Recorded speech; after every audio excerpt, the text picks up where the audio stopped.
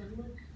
I can tap you as well. I go, oh, and then I like this signal. Okay, I'll see for next time. And you don't have to pay me. I'm cheap. Thank you. So for me, comics kind of always been in my life. I was actually re-examining this not too long ago. And I realized that my mother, she was an amazing oil painter. Unfortunately, schizophrenia took that away from her. But yeah, she was an amazing oil painter. And I remember, I don't know if you guys remember back in the 80s, there was a big push for superheroes. They were like at the Macy's parade and all that stuff. So anyway, we're coming back from one of those and I get a comic book. Like they put like a little comic book bag and probably like 6 or something like that. And it was Conan, the decapitating god. And I was reading it, and I was like, this is awesome. You know, I was a good reader at that time. Little girls are awesome. And I was reading it, and I remember my mom snatches it. She's like, what is this? The decapitating god. This is a Christian woman. And she goes, oh, ouch. And I went, no! And it kind of imprinted on me at that point. I was like, I'll have you back. I got that issue back about a year ago. And joke's on you, Mom, I own a comic book shop. You can't take that away from me. So, but I actually really got into other comics that my mom did approve of. And I had a really troubled life. And my mom moved me from state to state. I've been to 140 cities and 37 states. The constant was comics for me. And the fact that you can always be taken out of your situation if you're in a shelter, if your parents are arguing, if you're on the streets, if you're in a bus station, it's all those places, right? But I always had comics. They're always there. I didn't get to go to school very often. I didn't get to do a lot of things, but the idea that there's this constant and you can always take you out of that thing, I really want to give back to children in my position and write stories that also take them away from their problems. Yeah, and I think that that's important, that we, pay back to the things that we love that kind of got us out of it. So hopefully some kid will open up my comics and, they might have problems, but they'll be able to, enjoy it just for, 30 pages or so. That's so beautiful. I'm not crying. Oh, woohoo.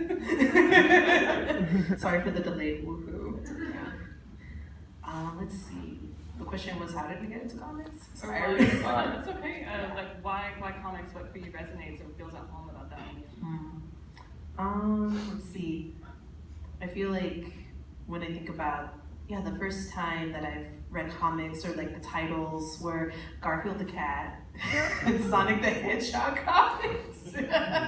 I always gravitated to like animal people because, I immediately wanted to read something where I could relate to a character. And at the time, there were a lot of like black and brown characters that I could gravitate to as a kid.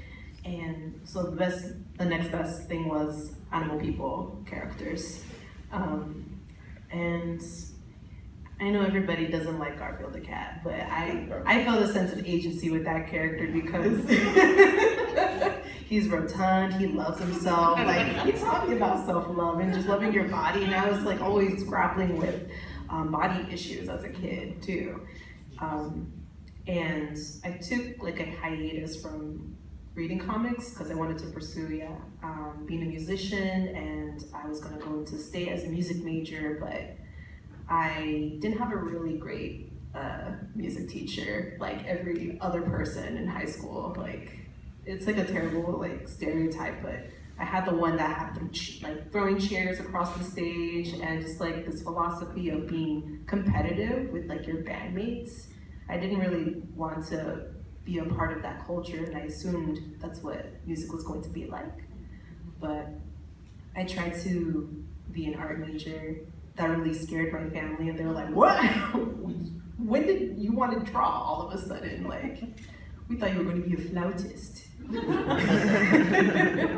So I scared them, then I'm like, okay, I'll do graphic design, because I could still sort of make a profit of making art and being creative. I didn't like it. I ended up at a greeting card company and I didn't make anything. I really didn't. I was just like a part of an assembly line. And so throughout the years of like trying to fall in love with graphic design, I mean, I sort of like it, but I love how it's teaching me to also like learn how to make my own book and make my own zines. And that's one thing I took away from that is, oh wait, I can actually do this on my own time and with my own sense of agency. And that's something I talked about in a workshop like recently. There's like all these definitions of what comics are from scholars, but ultimately for me, culturally, it's like an agency, an empathy tool for, I feel like, to bring so many people together, especially underrepresented voices and like genders, ethnicities that don't always get the limelight. I love the way that we have so many more stories nowadays in like this time and period in comics. Like, I never felt so at home with like an art medium until like I came into this community. Yeah, what a time to be alive. It's very exciting. And kind of going off of that, I mean, you're all working in different genres. I see a lot of fantasy and some pop culture. Amber's work, certainly horror and memoir. In Avy's work, we have westerns with sketch, and Breena, you're working on a memoir. What attracts you to your chosen genre, and how does your experience as women of color infiltrate, enhance, or even subvert certain familiar tropes and story rhythms? Yeah, so I realized I didn't really talk about the work that I do outside of this big project I'm working on. So my big project that I have on my own, it's called Sugar Coated. It's a YA romance comic, and it's about a catfish. Yeah, it's really, I like really things that are really cute. So for instance, I have another story that's about a magical meringue who is assisted by a sparrow. So I like things that have to do with magic and cuteness and teenagers, as I said before. What was the question? Or just like, how do you, like, what attracts you to kind of the genre space that you're working in, and like, what do you feel like your experience as a woman of color sort of brings to it? Yeah, so with Sugar Coated, I used to read like the Sweet Valley High books when I was a kid, and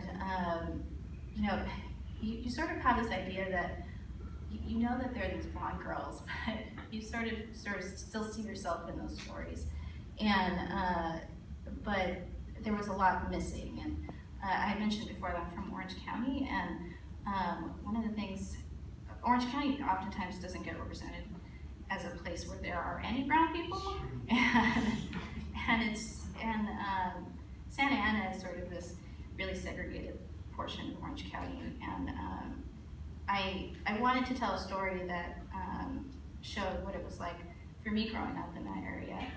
And so Sugar Coated is set in Santa Ana, and just sort of this idea that like we may be brown, but we're like still really interested in, we're still Americans, and we still experience what it means to be a teenager, and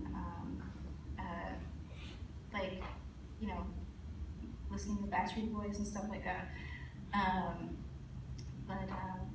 Yeah, anyway, I hope that answers the question. Yeah, absolutely. I think one of the things that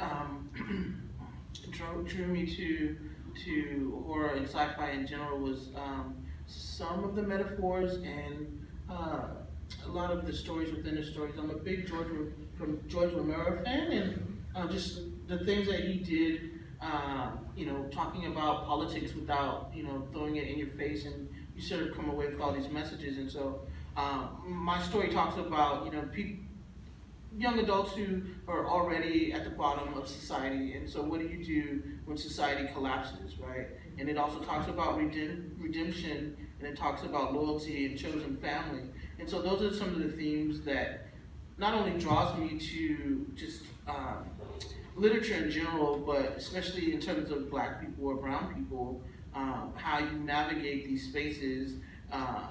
I think there's a huge meme going around where it shows a picture of the ghetto under Bush, it's the same. Under Reagan, it's the same. Under Obama, it's the same. Under Trump, it's the exact same, right? And so this is the kind of idea I come up with my comics, is what does actually change, right? Within these narratives that deal with a particular group or race of people, and when you put them into sci-fi, when you put them into horror, and what is the family dynamic, but also what is the political story that you're going to tell, or metaphor that you're going to use to tell some underlying story. And I think horror is a great vehicle for that. But you don't want to bash people over the head with it. And so it's interesting to kind of, like you said, subvert or sort of tell this narrative where you're getting a message in there. I'm not like Tyler Perry, so it's not going to be the same, get you over the head religious message, but you do want to have some moral to the story, whatever that means to you. But that's what I find interesting, especially with sci-fi, because I always enjoy a group dynamic. And so how did the characters interact with one another too is a huge piece for me.